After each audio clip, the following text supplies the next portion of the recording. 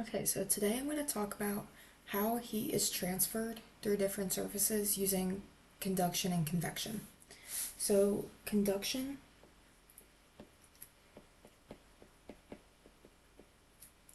is going to be heat transfer through a surface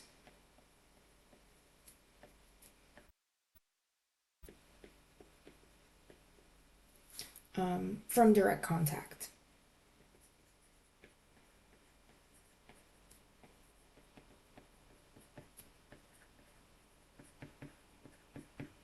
And then convection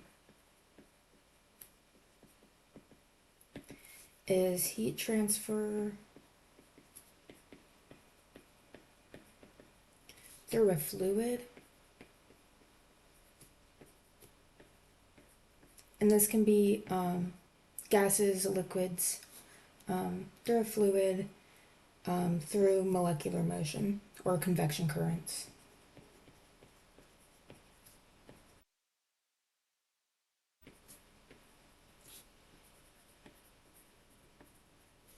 So there are some quick definitions, and then we have an example that we're going to go through, or a few examples rather, in this video. Okay, so here's the first example. We can sketch this out. So we have a rectangular slab. So that's right here.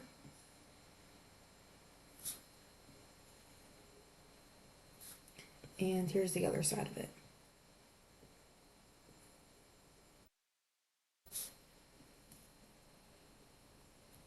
Something like that. I guess I can fill this in here. So here's the slab.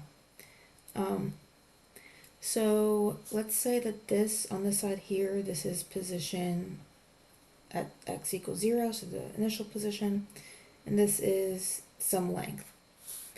And so they said that the cross-sectional area A, so that's this cross-sectional area, let's say it's this A, and then it's at 80 degrees Celsius. So anywhere on this, anywhere along this slab, it's 80 degrees Celsius. So I'm going to write this underneath it, where T at any position is, or T at any position rather, where T is equal to 0, which is time, is going to be 80 degrees Celsius. It says one side is perfectly insulated, so let's insulate this side. You can put some hashes on it, like that. And the other side is exposed to air. So we can say this is air. I'll label it also. Where it's 20 degrees Celsius. So over here, T at x equal to 0 at any time is 20 degrees Celsius. So now remember that heat flows from high to low. So it'll go from the 80 degrees Celsius over here to the 20 degrees Celsius in that direction, to the left, I mean. So on this, heat flow we said is going to the left. Heat flow is Q, and this is going to be conduction, because this whole surface is touching, making contact with each other since it's one big slab. And then on the other side, we can say heat flow is still going to the left, and this is convection. And that's because of the movement of the air here. Okay, so then the heat flux through conductivity is just Fourier's law. Let's say conductivity is equal to, remember, it's the negative thermal conductivity times the cross-sectional area over the change in temperature over the change in position. And we know that this is negative here still because the heat transfer is going from right to left, and the change in position is going from left to right. So those are opposites, so that's why the thermal conductivity is still negative K. And in this equation, we want to evaluate it at x equals L, because that's the most right side of this, and it's going all the way to the x equals 0. So it's evaluated there, but on the furthest right side, that's an insulator. So that's gonna mean that there's no heat flow going into the slab. So we can say that this is equal to 0. So let's just rewrite this, that 0 equals negative thermal conductivity times the cross-sectional area over the change in temperature over the change in position from x equals L. So now we want to find the heat by convection. And this is going to be the height of the slab. So this here times the cross-sectional area. And we're going to multiply this by the change in temperature. So this is the temperature of infinity. So this is as you go further away, which we said was 20 degrees Celsius, minus the temperature of where you are. So this is going to be right where the convection starts, which is right there at x is equal to 0. This is T at x equal to 0. And then the convection should be equal to the conduction heat flow at the surface, which is at x equals 0. So we can say this is equal to, we're using Fourier's law again, the negative thermal conductivity times the cross-sectional area times the change in temperature over change in position at x equals 0, because that's where the conductivity would start. Okay, so this is how the initial conditions and boundary layers are expressed in mathematical terms. That was these equations here. Okay, so let's sketch the temperature profile for this question. So let me just zoom in here. I can erase this. So this whole thing was at 80 degrees Celsius. And this is as it changes over time. So once we have an infinite amount of time, so as time goes on, eventually the temperature profile, the slope is going to be 0, because there's not going to be any more heat flow. There's not going to be any more temperature changes for the heat flow. So this is at the 20 degrees Celsius. Once we start at 80 degrees Celsius, and this is going to be a pretty steep slope initially for this temperature change. This is temperature. And then as time goes on, the longer we look at this heat flow, the slope is going to get less and less steep until it's this constant straight line here at the bottom. So we can say it looks more like this and like this. These are should still be slightly curved. And then eventually the line will flatten out here once it's all at 20 degrees Celsius. Okay, so let's look at the second example. So we have coffee in a glass cup. So here's the coffee at 90 degrees Celsius.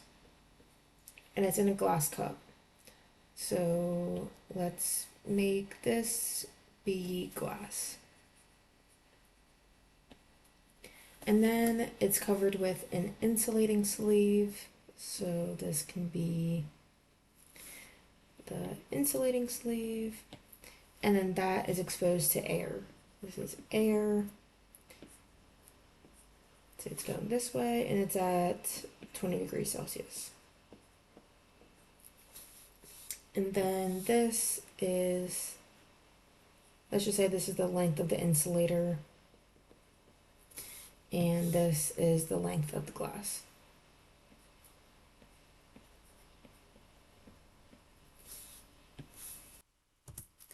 Okay, so remember that heat flow goes from high to low. So the heat flow is going to be going to the left for this. So for the coffee is going to be done by convection because it is in a fluid in contact with a surface. And that is equal to the height of the glass there times the cross-sectional area here times the temperature of the coffee,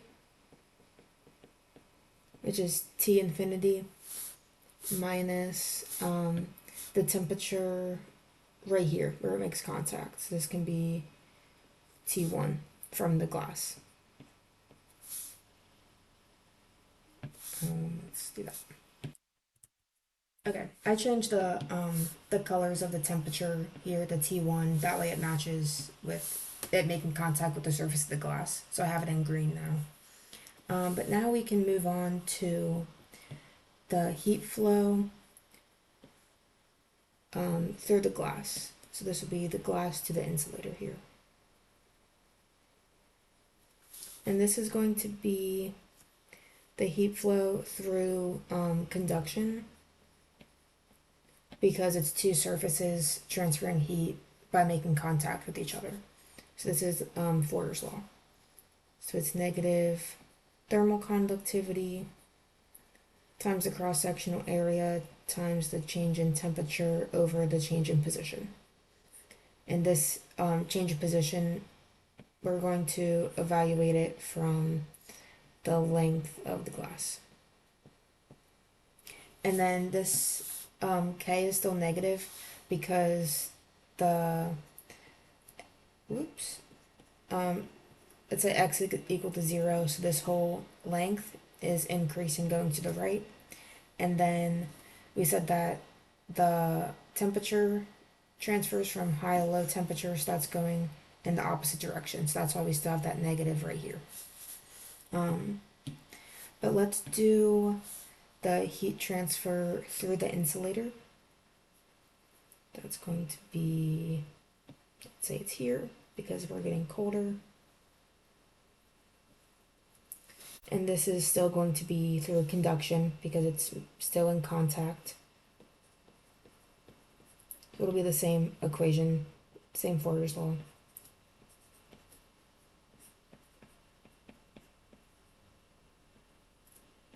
But this time we're evaluating it for the length of the insulator. So now let's look at how the heat will flow through air. So let's do this here. This is going to be from a surface to a fluid, so it's going to be convection. And it's going to be the height of the insulator times the cross-sectional area times the temperature here at this surface. We can say, well, this will be T3 because there's going to be another temperature that we can evaluate here between the insulator and the glass, which was T2. So this is going to be T3 minus the temperature of the air. And then we know that the total heat flux, or the net heat flux rather, Q, is going to be equal to each of these individual sections. So they're all equal to each other. So we can rewrite all of these into one long equation. So let me do this a little bit smaller, where, oh my goodness, Q is equal to the coffee, height times area, T coffee, or temperature of the coffee, minus the temperature at surface 1,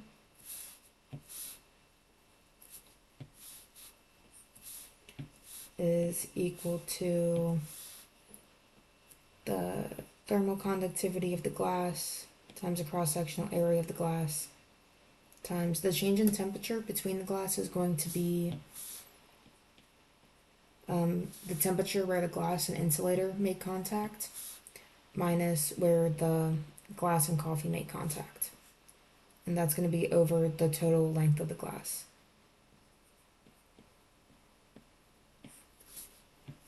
And that is equal to the heat flux of the insulator, negative thermal conductivity times cross-sectional area, and this is from the temperature at the far left side of the glass minus the temperature at the first part of the glass, or I'm sorry, where the insulator makes contact with the glass, over the length of the insulator, which is again equal to the height of the insulator times the area times where the glass and air make contact minus the temperature of the air. So that's the overall equation that relates all of them together. Okay, so now we can sketch the different temperature gradients. So let's say that this is the entire thing. This will be the coffee. This is the glass. And then we have the insulator and the air. So the coffee, this is the temperature. So the coffee starts at 90 degrees and it's going to stay constant. So the slope is 0. And then the air, we said, was 20 degrees Celsius. So between the glass and the insulator, the thermal conductivity of the glass is going to be greater than the thermal conductivity of the insulator. So this is going to decrease as the heat flows from the coffee to the glass and through it. And then once you get to the insulator, it's going to decrease even more because that K value is less, or the thermal conductivity is less. So this will decrease even faster. And then when the heat transfers through the air, it's going to be more of a curved line, but it's going to keep decreasing until you get to the 20 degrees Celsius. And then this contact here, we said was, I put it in green, so this is T1. This point here was T2, and then this point here is the T3 from before. So that's kind of how you can look at the temperature profile as the temperature changes through the different surfaces at different positions. So now going back to this equation, what if we want to know the thermal resistance of each of these sections? So remember back in physics, we have Ohm's law, which was the change in voltage is equal to the current times resistance. So how can we relate this or use this Ohm's law as an analogy for the heat flow? So we know that Fourier's law is, I'll write it over here. Heat flux is equal to thermal conductivity times the cross-sectional area of the change in temperature over the change in position. And in this equation up here, we said that this was the different lengths. So if we're looking at the voltage, this is the change in voltage from 2 points. So here and here. You have a current flowing through it, which is I, and there's some type of resistance. Over here with Fourier's law, you have 2 points, and this is the change in temperature. Let me label these. and then you have your heat flowing through it, and then you have some type of thermal resistance. Let's say this is thermal resistance. So knowing this, you can see how the voltage at 2 points relates to the temperature at 2 points. So let's rewrite this here. This can stay voltage, and that's going to be related to temperature. We see that this current flowing through the two, or to the 2 points, is similar to the heat flow between 2 points. And this can be related to Q, or heat flux. And then for Ohm's law, that's resistance. And over here for Fourier's law, this is what is left. So we can say this is thermal conductivity times the cross-sectional area over the length of the change in position. So that means that when looking at these two equations, resistance is this here, which is going to be the thermal resistance. So let's say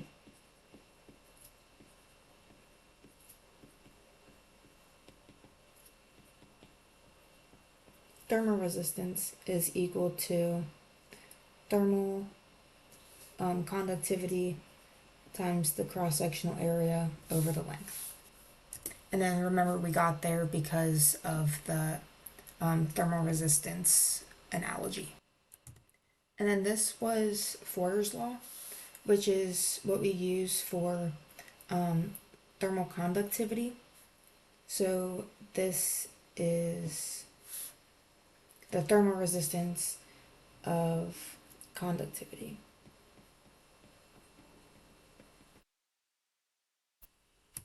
And then if we want to find the thermal resistance for convection, the convection equation is, I'll write it over here, is equal to the height times the area times the change in temperature.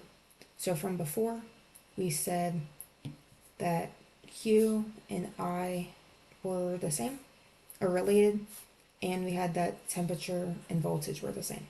So we can rewrite this as the change in temperature is equal to the heat flux times 1 over the height times the cross-sectional area. So then the thermal resistance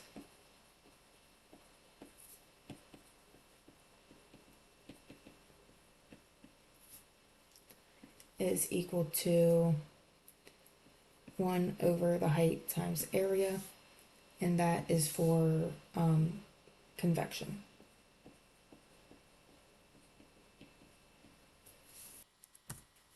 Okay, I realize I just wrote this wrong. So this is going to be the length over, this is flipped.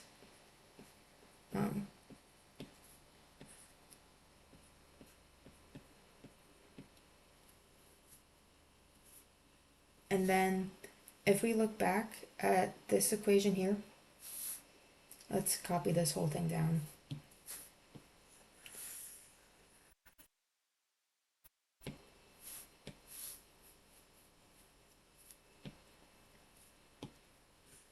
Okay, so here's this.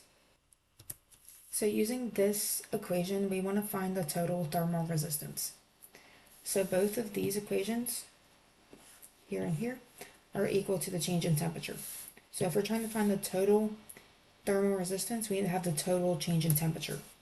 So that's going to be the temperature of the air, which was the final temperature, minus the temperature of the coffee. And that is going to be equal, both of these have Q, which is the heat flux, times the thermal resistance of each of these. So for the coffee, that was convection. So that's 1 over the height of the coffee times the area, or the cross-sectional area.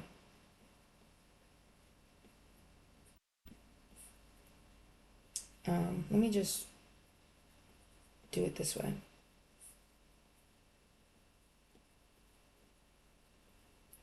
And we're gonna add all the resistance together, because when we have voltage in series, we can just add it together. And so because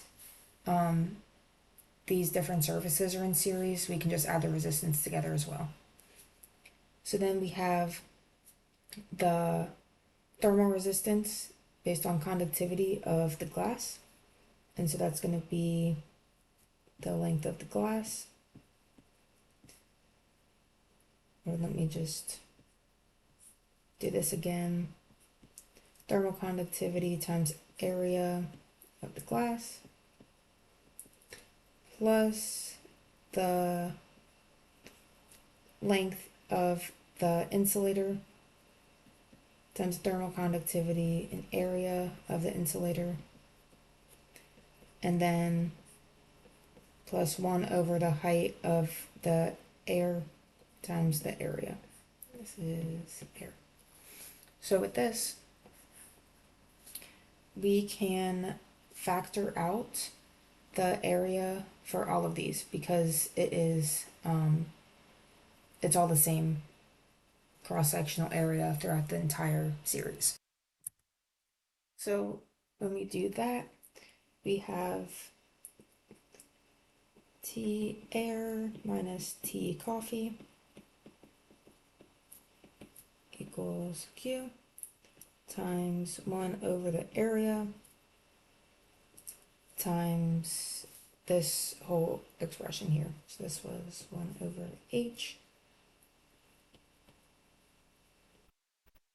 plus length of the glass over K glass, or the thermal conductivity of the glass, plus the length of the insulator over the thermal conductivity of the insulator, plus 1 over height of the air. So this whole thing is the total resistance.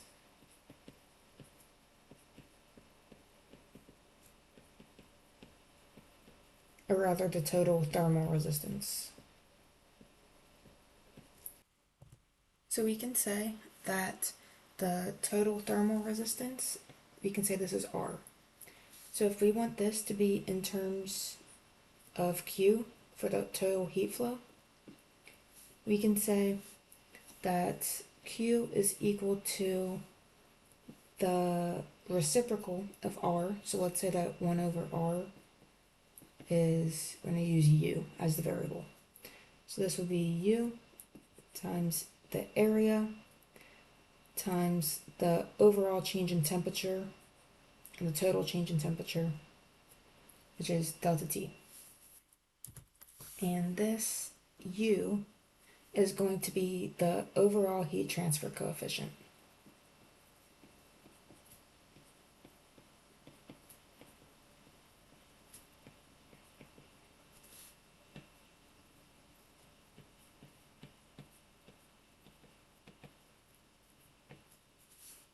And this is just the sum of the heat transfer coefficients. So that's how we can explain conductive and convective heat transfer through relating it to Ohm's law.